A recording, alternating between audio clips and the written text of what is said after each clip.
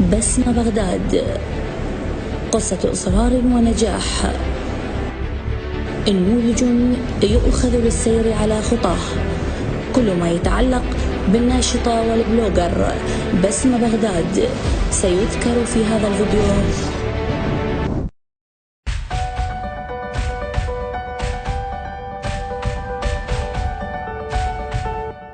بسمة علي معلق، وهي من مواليد 1999، ولدت في بغداد المنصور، لكنها لم تبقى طويلا في العراق، فقد ولدت في أصعب الأوقات التي مر بها العراق من حصار وحروب، وتلاها سقوط بغداد على يد القوات الأمريكية، وبعدها بدأت الطائفية وغيرها من الوضع الذي مر ولا زال يمر به العراق.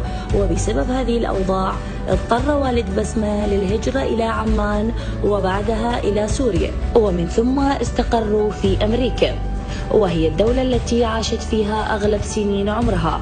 وبسبب شعورها بالغربة عن وطنها أصبح تركيز بسمة في جميع نشاطاتها على الجمهور العراقي، ولا ننسى متابعيها في باقي الدول، لكن الفئة الأكبر من متابعيها هم عراقيين.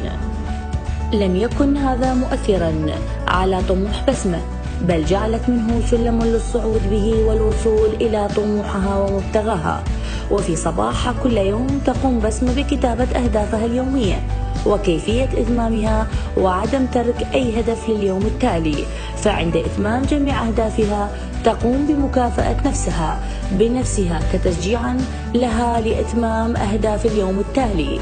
كان حلم بسمة الدخول إلى مجال الإعلام، لكن الظروف منعتها من ذلك، فدخلت إلى مجال السوشيال ميديا باعتبارها في الوقت الحالي المنصة الكبرى في نقل المعلومات وإيصال الصوت. فبدأت مسيرتها في عام 2015، وبسبب حبها لهذا المجال بدأت بخطوات سريعة وصحيحة، فبدأت باستقطاب المتابعين من خلال تصرفاتها البريئة والصادقة والغير مصطنعة، وأيضا من خلال أعمالها ونشاطاتها النابعة من الحس الوطني والإنساني، وأيضا حس المسؤولية اتجاه متابعيها.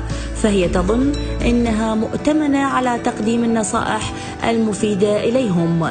بسمة معلق لها روح وطنية اتجاه العراق كباقي العراقيين، فقد شاركت وساهمت في العديد من المناسبات في الوقوف مع بلدها وإخوانها في العراق. ومن هذه المشاركات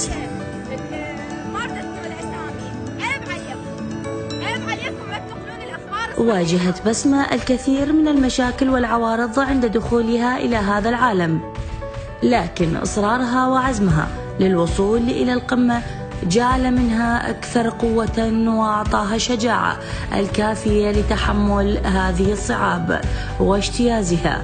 لم تعتمد على أحد للوصول إلى طموحها، فقد اعتمدت على نفسها في دعم مشروعها وإنجاحه من خلال عملها الذي يأخذ الكثير من وقتها. فقد عملت على الكثير من المجالات، وأهمها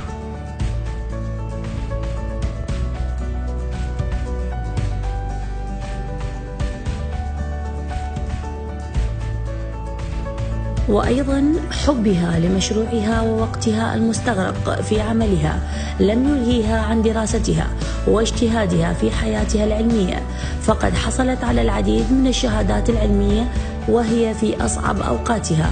وأبرز الدراسات التي أكملتها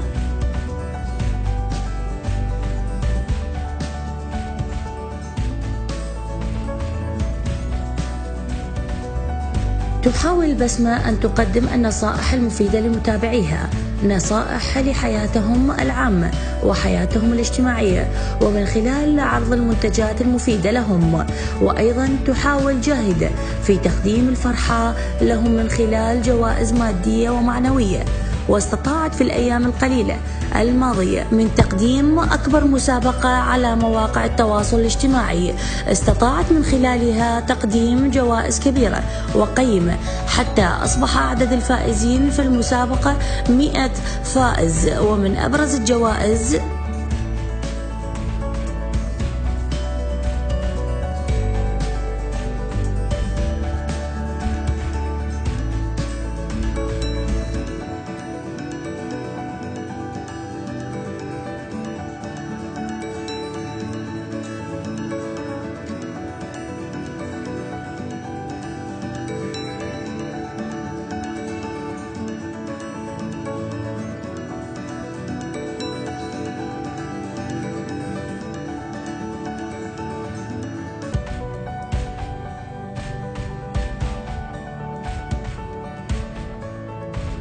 ولا تنسى بسمة متابعيها في الكثير من المناسبات، فهي دائما ما تذكرهم بحسن النية وتنسب الفضل إليهم في وصولها لهذه المرحلة المتقدمة. وفي النهاية نحن على يقين أن مسيرة بسمة لن تتوقف إلى هذا الحد، وإنما ستمضي قدما بالتأكيد. ونتمنى من الجميع أن يتخذ من بسمة مثالا للوصول إلى طموحاتهم وأحلامهم.